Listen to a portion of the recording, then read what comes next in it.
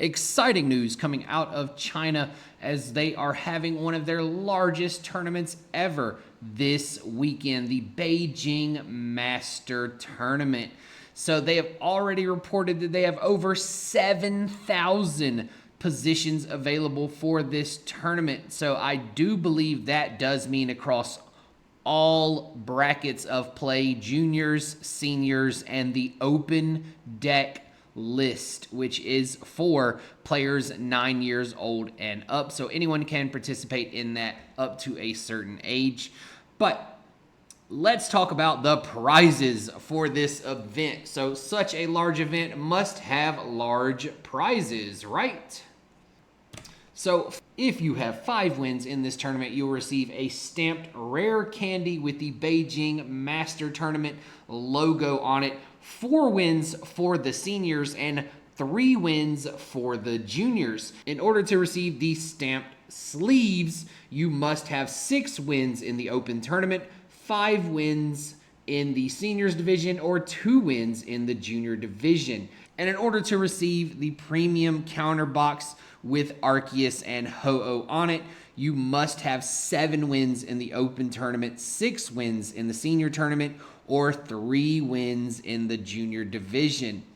And for that die, for those who don't know, it is counting 1 through 6. They use that character to count as tally marks in order to count that. So it is a very classic die. There is a heavy theme to this tournament, and you will see that moving forward with the rest of the prizes. Speaking of the rest of the prizes, you will receive a top 64 stamped rare candy if you make it into top 64, and you will receive a top 8 rare candy for making it into the top 8. However, what is third place and second place and first place competing for? So third place is competing for, again, a stamped rare candy, but this beautiful Pikachu bronze crown prize card. And of course, second place also receives a rare candy with the silver crown starter Pokemon prize card. These are gorgeous cards, and I'm sure they will fetch a lot of money in the future for whoever wins them.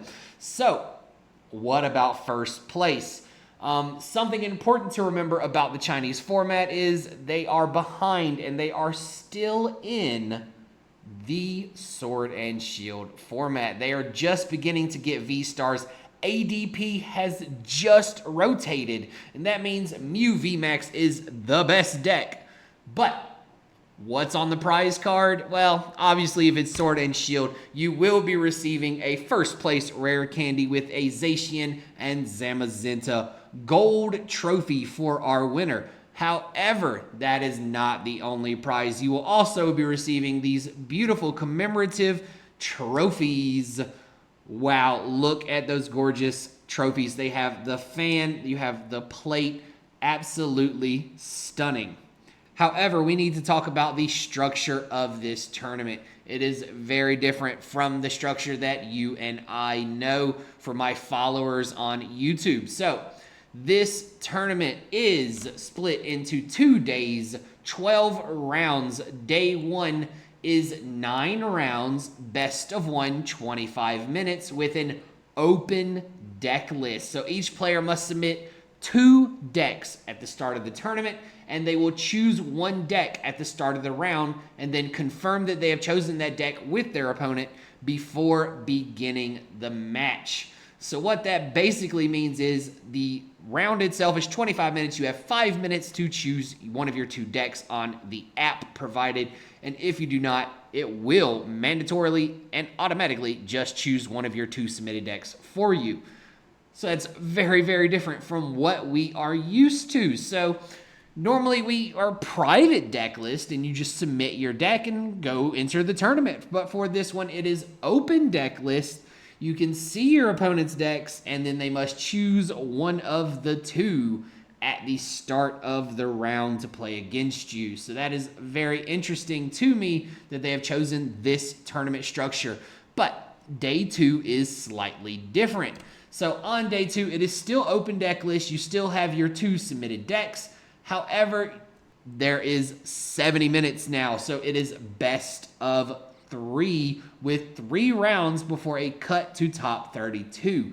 So what that means of best of 3 means during game 1, you will use one deck. During game 2, you will use another deck. And if you make it to game 3, you must switch back to game 1's deck. That's very interesting to me. And I'm curious, how do you guys feel about this format? Is this something you would want to see Europe and America, South America, Oceania, etc., putting into play and having tournaments of this type? So with previous tournaments in China, they had the Changsha Chaoji Tai, which is the Changsha Super Tournament. It was 1,500 players. I do believe it was capped at 1,500 players. And you can see the images here from this tournament.